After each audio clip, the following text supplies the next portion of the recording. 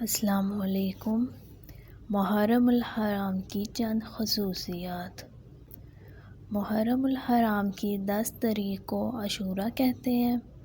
عاشوراء اس لیے کہ اللہ نے اس دن 10 انبیاء کرام کو اعزاز عطا فرمائے۔ حضرت آدم علیہ السلام کی توبہ قبول ہوئی۔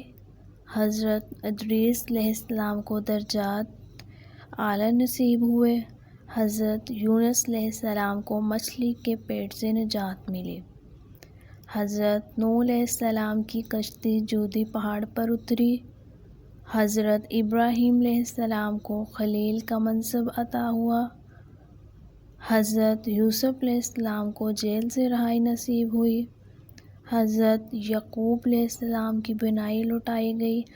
حضرت موسیٰ علیہ السلام کی قوم کو فرعون سے نجات ملی۔ حضرت عیسیٰ علیہ السلام کو زندہ آسمان پر اٹھایا گیا۔ حضرت حسین رضی اللہ عنہ کو شہادت نصیب ہوئی اور اسی تاریخ کو قیامت قائم ہوگی۔